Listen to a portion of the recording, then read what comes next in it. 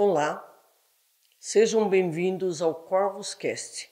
Mais um tempo que teremos para ouvirmos um pouquinho da palavra de Deus, sanarmos as nossas dúvidas.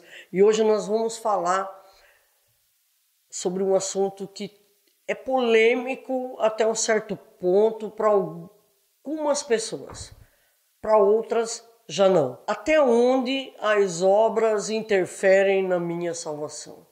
Até onde eu tenho participação na minha salvação, com tudo aquilo que eu falo, com tudo aquilo que eu penso e da maneira como eu ajo. Isso tudo interfere na minha salvação?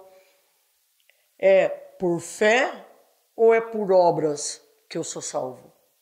E nós vamos começar com um versículo enfático lá em Efésios 2, verso 8, que diz: porque pela graça sois salvos, mediante a fé, e isso não vem de vós, é dom de Deus, não por obras, para que ninguém se glorie.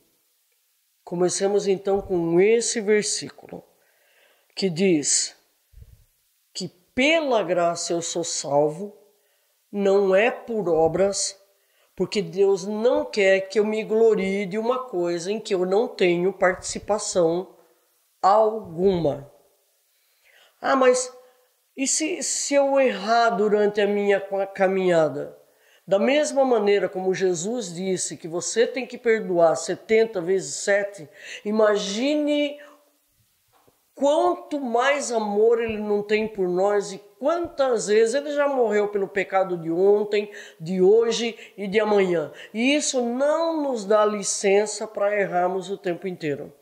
Muito pelo contrário, mais temor deve subir no nosso coração, porque nós temos que entender que tudo é lei de semeadura e tudo que eu fizer vai ter uma consequência. Então, porque pela graça sois salvos mediante a fé, ou seja, só por meio da fé. E isso não vem de vós. O quê? Até a fé que você tem no coração é dom de Deus, é um presente de Deus que você recebe antes da fundação do mundo. Vem para cá, é revestido de carne, anda conforme o curso do mundo durante um tempo, aí ouve a voz do bom pastor e reconhece a sua voz e caminha com o Senhor a partir dali então. Em Tito 1:3 diz assim, de 1 a 3: Paulo, servo de Deus e apóstolo de Jesus Cristo, para promover a fé, que é dos eleitos de Deus, e o pleno conhecimento da verdade segundo a piedade, na esperança da vida eterna, que o Deus que não pode mentir, prometeu antes da fundação do mundo. E em tempos devidos manifestou sua palavra mediante a pregação que me foi confiada, por mandato de Deus, nosso Senhor e Salvador. Tudo já sistematicamente providenciado por Deus para a minha vida e para a sua. Viemos de lá, para lá nós vamos voltar. E isso não tem ninguém que tire. Isso nenhum homem, nenhum erro meu pode tirar da minha vida, porque a salvação, já o nome já diz, é eterna. Uma vez salvo, salvo para sempre.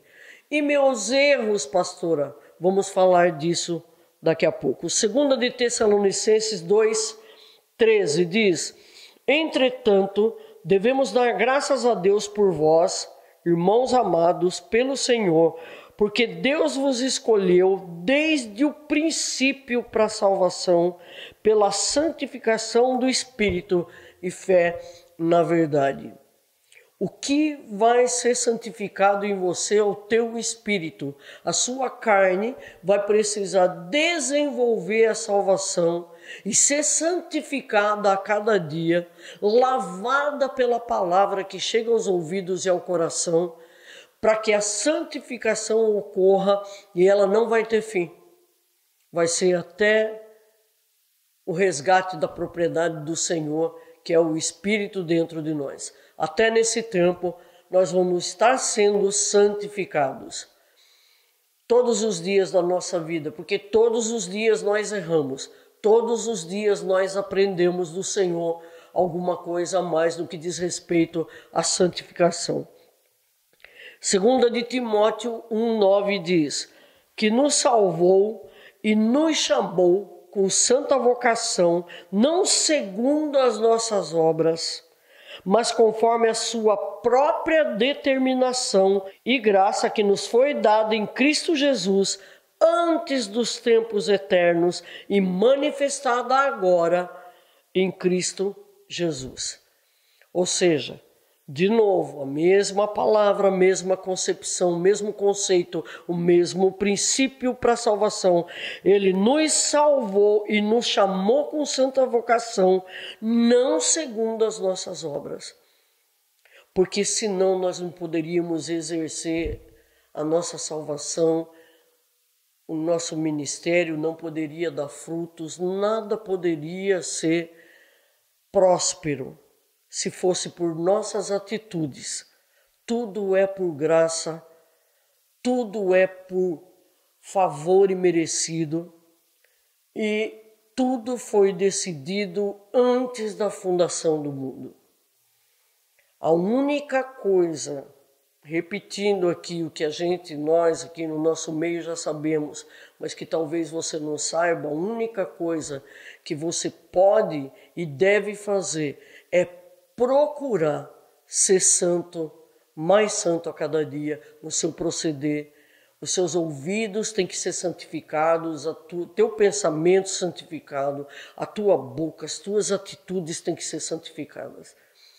Tá? É uma obra em que o Espírito nos assiste, nos ajuda a colocar dia após dia em prática. Salvou e nos chamou com santa vocação, não segundo as nossas obras. Ou seja, ele não olha para ninguém e fala, poxa vida, como o José e a Maria são bonzinhos e hoje eles agem assim tão perfeitamente que eu vou decidir salvar eles. Não existe isso para Deus, em hipótese alguma. Você não vai encontrar isso na palavra nunca. Isso foi a religião que trouxe como conhecimento para as pessoas e durante todos os anos em que isso é colocado dessa forma. A salvação é decidida por mim e por você, a salvação é por obra. Se eu sou bom, eu sou salvo. Se eu não sou bom o suficiente, eu não sou salvo, e assim por diante. Mas são ideias errôneas a respeito de um assunto tão lindo e tão profundo como é a salvação. João 5,24 diz: em verdade vos digo, quem ouve a minha palavra e crê naquele que me enviou, tem a vida eterna, não entra em juízo, mas passou da morte para a vida. Mas pastora, mas por que falam que eu vou ser julgado então? Isso é um assunto para outro vídeo, mas não tem nada a ver com você, nação gentílica. Tem a ver com conversas que Paulo teve com os judeus, que Jesus teve com os judeus, e você vai entender mais ali na frente a respeito disso. João 6,47. Em verdade vos digo, quem crer em mim tem a vida eterna. Você sabe por que Jesus diz em verdade, duas vezes? Porque você e eu temos a nossa verdade. Mas Jesus está dizendo, a minha verdade em cima da tua verdade diz que você já tem a vida eterna. Não é vai ter ou talvez terá. Tem a vida eterna. João 6,37. Todo aquele que o Pai me dá, esse virá a mim. E o que vem a mim, de modo nenhum o lançarei fora. Se as suas obras contassem, nós seríamos lançados fora do aprisco todos os dias. Porque todos os dias nós erramos. Todos os dias nós cometemos falhas que desagradam a Deus, pode ter certeza disso. Então, de modo nenhum, ele está dizendo, eu lanço fora aqueles que o Pai me deu. Não tem como. Hoje salvo, amanhã não, depois da manhã você é salvo de novo. Semana que vem você perde de novo a salvação. Nada disso é verdade. João 10, 27 a 29. As minhas ovelhas ouvem a minha voz. Eu as conheço e elas me seguem. Eu lhes dou a vida eterna, jamais perecerão, e ninguém as arrebatará das minhas mãos. Aquilo que meu Pai me deu é maior do que tudo, e da mão do Pai ninguém pode arrebatar. De novo, Jesus falando, salvo uma vez, querido, salvo para sempre. O que acontece muito no sistema religioso é que os líderes colocam medo nas ovelhas para que essas venham servir a Deus com mais intensidade, talvez, com mais fidelidade, esperando ter uma resposta melhor das ovelhas. E não é o caso. Não é o caso. Porque aí Deus fica sendo muito pequenininho e os homens tremendamente maiores na sua vontade, o que não é verdade. A vontade de Deus soberana e tremenda como é, tem que imperar sempre na vida de seus filhos. Hebreus 7, 22 a 25. Por isso mesmo Jesus se tem tornado fiador de superior aliança. Ora, aqueles são feitos sacerdotes em maior número, porque são impedidos pela morte de continuar. Este, no entanto, porque continua para sempre, tem o sacrifício imutável. Ou seja, Jesus é fiador de superior aliança. O que estava no Velho Testamento serve como sombra para o que seria perfeito em Cristo Jesus. Os sacerdotes de lá tinham que ser muitos, porque eles morriam. Jesus é eterno. E se tornou um único sacerdote, expiou todo o pecado, e nos redimiu, e nos justificou de uma vez por todas. Por isso também ele pode salvar totalmente os que por ele se chegam a Deus, vivendo sempre para interceder por eles. Ou seja, Jesus é superior à velha aliança. Então o que muito se faz é trazer do Velho Testamento para o Novo Testamento coisas que não nos dizem respeito. Preceitos que são para judeus trazidos para a nação gentílica. E que traz peso, traz dúvidas, porque a maioria dos filhos de Deus tem dúvida se é salvo, às vezes com 10, 20, 30 anos ouvindo o evangelho e frequentando uma igreja. Isso não é saudável. Isso não traz leveza que o Espírito quer trazer para mim e para a sua vida sempre. Apocalipse 3,5 diz assim: o vencedor será assim vestido de vestiduras brancas, e de modo nenhum apagarei o seu nome diante do meu Pai e diante dos seus anjos. Ou seja, meu nome está escrito no livro da vida desde antes da fundação do mundo. E está lá em Apocalipse 13:5. Quem quiser conferir, pode conferir. Desde antes de eu vir para cá em carne, meu nome já existia e estava no livro da vida. Vim de lá, para lá eu vou voltar. Livro de Tito 3, verso 5 diz: não pelas obras de justiça que houvéssemos feito, mas segundo a sua misericórdia nos salvou pela lavagem da regeneração e da renovação do Espírito Santo. Ou seja, de novo, não pelas obras de justiça que eu e você praticamos. Tito está dizendo, foi pelo lavar, pela palavra ministrada a mim, de dentro para fora, pelo renovo que o Espírito Santo de Deus traz, é que eu sou salvo. É pela misericórdia e pela bondade de Deus, não porque eu sou alguma coisa, ou sou melhor do que ninguém, ou faço tudo direitinho. Ah, mas Tiago fala que a fé sem obras é morta. Exatamente, ele diz isso mesmo. Lá em Tiago 2,14, começa assim o texto: meus irmãos, qual é o proveito se alguém disser que tem fé, mas não tiver obras? Pode acaso semelhante fé salvá-lo? O que Tiago está querendo dizer aqui, e já abrindo um adendo, dizendo para vocês que Tiago, João e Pedro não tiveram participação na revelação da graça de Deus, como Paulo teve. Explicando melhor, Paulo conheceu os apóstolos da circuncisão 14 anos depois dele receber a revelação da graça de Deus. Pedro, Tiago e João não saíram de Jerusalém, continuaram ainda mesclando a lei e a graça. E assim foi até a destruição do templo.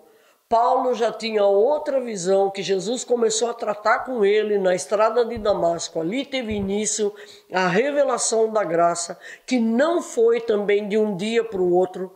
Foram anos de aprendizado para Paulo. E ele tinha uma visão completamente diferente da graça.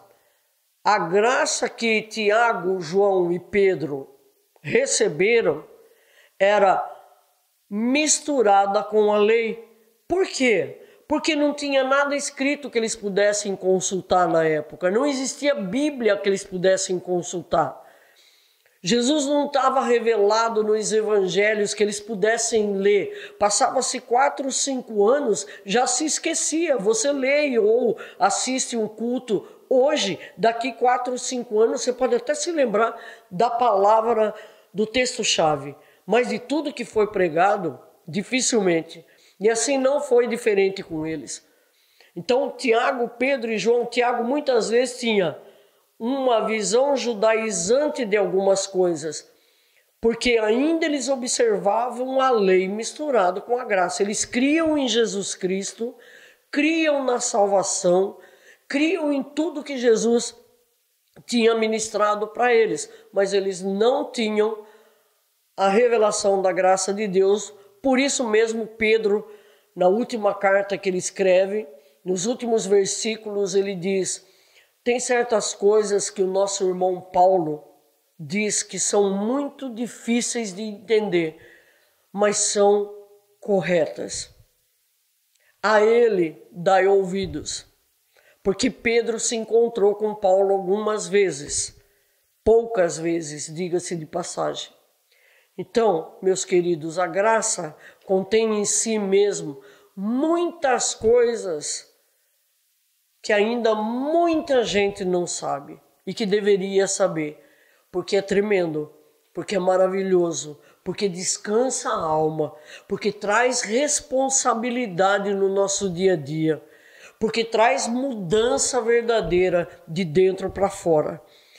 A comunidade cristã da época, a primeira igreja, a igreja primitiva, ela composta por judeus. Então ela trazia nela e incorporava nela vários elementos do judaísmo. Isso você vai começar a compreender quando a gente começar a estudar outros assuntos. É isso que a pastora já falou desde o primeiro vídeo. Eu preciso aprender quem eu sou, eu preciso aprender quem Deus é. Eu não consigo me doar para ninguém sem eu ser liberta de conceitos errados, de valores errados que eu aprendi. Entendem isso? Os primeiros cristãos se reuniam nas casas, não tinha Bíblia para ler, não tinha 2 horas de pregação, não tinha apresentação de grupo disso, grupo daquilo, era só louvor, oração e falar sobre o Salvador. Era isso que eram as reuniões cristãs da época. E como era misturado, como havia muitos elementos do judaísmo, ficou nebuloso a forma como era visto o evangelho. Ficou muito nebuloso. Mas nós temos hoje como sanar isso através da palavra de Deus que chegou na nossa mão e chegou para o homem a partir de 1517. Até 1517 ninguém tinha Bíblia. Ninguém conhecia essa verdade, então supunha-se que seria isso. Ou um flash de leitura, demorou muitos anos para que os homens tivessem acesso à Bíblia. Hoje nós temos e negligenciamos essa bênção também. Tem gente que não pega em Bíblia nem dentro de casa, só escuta o que o pregador fala, mas não vai questionar, não vai ver se está certo, se está errado. Queira saber, meu querido e minha querida, o que é bom para você de verdade, o que Deus deixou como testamento para a nossa vida. Olha que lindo, é testamento para mim e para a sua vida. Se o testamento não for aberto, você nunca vai ter direito das benesses que tem dentro dele. Porque você e eu somos herdeiros de melhores e superiores promessas. Melhores e superiores a quê? Ao que está no Velho Testamento. Não havia Bíblia ainda. Tenha sempre isso em mente. Bíblia é muito nova até, nas mãos de muita gente. A igreja primitiva era renomada por sua hospitalidade e ajuda aos pobres e aos que sofrem. Por isso que ela cresceu muito. Ela não cresceu muito pela aparência gloriosa que ela tinha. Ela não cresceu muito por causa das luzes e flashes e aparelhos modernos e coisas de última geração no que diz respeito à mídia. Não é por isso, não era por isso que ela crescia. Ela não crescia em números só. Ela crescia dando fruto a cristãos verdadeiros. Ela crescia dando fruto a pessoas realmente transformadas. Ela não crescia em números só. Ela crescia em corações que se achegavam e aprendiam a ajudar, aprendiam a se doar, a doar ao próximo, a cuidar de órfão, a cuidar de viúva, a cuidar de pessoas necessitadas. Assim era a igreja primitiva. Hoje, nós não temos nada da igreja primitiva. Nada. Dá para contar no dedo uma ou outra coisa que seria parecida com o que era pregado lá atrás. Nós falamos sobre a salvação não é por obras, mas saiba, as boas obras foram feitas desde antes da fundação do mundo, para que andássemos nelas. O salvo anda nas boas obras que o Senhor já fez, mas ele é salvo mesmo quando erra, porque o Senhor está conosco, mesmo nos nossos erros. Isso, vou repetir sempre, não te dá o direito de errar, porque cada erro é uma semeadura e cada semeadura tem uma colheita. Obrigado, queridos. Mais uma vez, obrigado. Que Deus toque teu coração e encha teu coração de alegria cada vez que você abrir a palavra dele, em nome de Jesus.